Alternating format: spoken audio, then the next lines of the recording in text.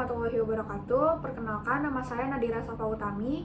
Pada kesempatan kali ini, saya akan menjelaskan karya tulis saya yang berjudul Konflik Bahasa dalam Masyarakat Multilingual.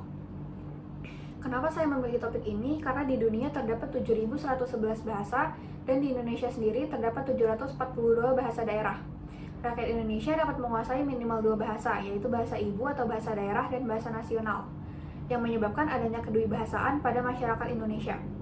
Dengan keberagaman bahasa yang ada, maka kemungkinan terjadinya konflik bahasa akan sangat besar. Apa itu konflik bahasa? Konflik bahasa adalah pertentangan yang nyata antara dua bahasa atau lebih pada kelompok etnis bangsa tertentu yang disebabkan oleh adanya kontak bahasa. Lalu apa saja dampak yang berbahaya dari konflik bahasa? Yang pertama adalah terjadinya kontak fisik antara kelompok masyarakat yang berkonflik. Yang kedua adalah perpecahan antara suku di Indonesia. Dan yang ketiga adalah adanya pihak yang tersakiti atau tersinggung. Apa itu masyarakat multilingual? Masyarakat multilingual adalah masyarakat yang mampu menggunakan lebih dari satu bahasa, baik dalam kehidupan sehari-hari maupun dalam acara formal, contohnya masyarakat Indonesia. Dari kedua definisi tersebut dapat disimpulkan bahwa konflik bahasa dalam masyarakat multilingual artinya pertentangan yang nyata antara dua bahasa atau lebih pada kelompok etnis bangsa tertentu yang disebabkan oleh adanya kontak bahasa yang terjadi di antara masyarakat yang mampu menggunakan lebih dari satu bahasa. Apa saja faktor-faktor penyebabnya? Yang pertama adalah perpindahan penduduk. Karena jika terjadi perpindahan penduduk, maka penduduk pribumi dan pendatang akan sama-sama mempelajari bahasa lawan bicaranya untuk memperlancar komunikasi. Lalu yang kedua adalah penggunaan bahasa ibu dan bahasa nasional yang tidak seimbang. Contohnya di Jakarta sendiri, orang-orang lebih sering menggunakan bahasa Indonesia atau bahasa nasional dibanding dengan bahasa daerah. Yang ketiga adalah masuknya unsur-unsur asing ke Indonesia. Contohnya pada zaman dahulu, saat penjajah sampai di Indonesia, mereka tidak mungkin langsung menggunakan bahasa tanah air, melainkan menggunakan bahasa dari negara asal mereka.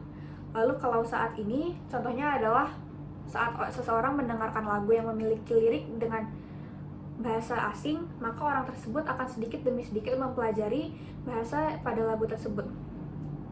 Lalu yang keempat adalah dua bangsa bertetangga dengan bahasa yang berbeda. Faktor ini terbagi menjadi dua kondisi. Kondisi yang pertama adalah salah satu bahasa mengalahkan bahasa lain, sehingga ada bahasa mayoritas yang digunakan oleh dua bangsa tersebut.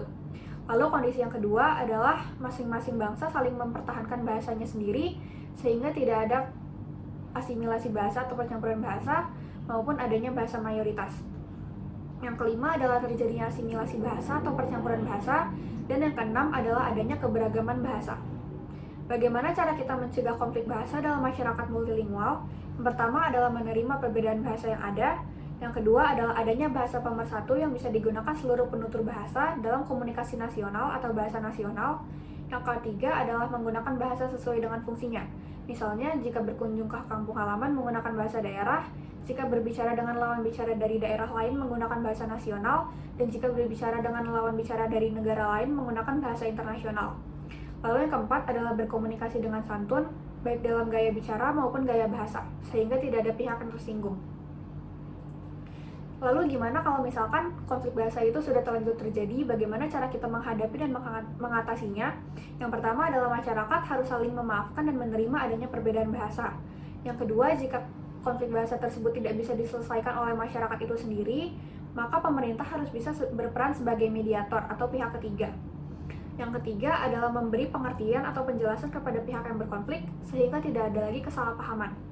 Saran saya kepada pemerintah bisa berperan sebagai mediator dan memberi imbauan untuk menggunakan bahasa sesuai fungsinya.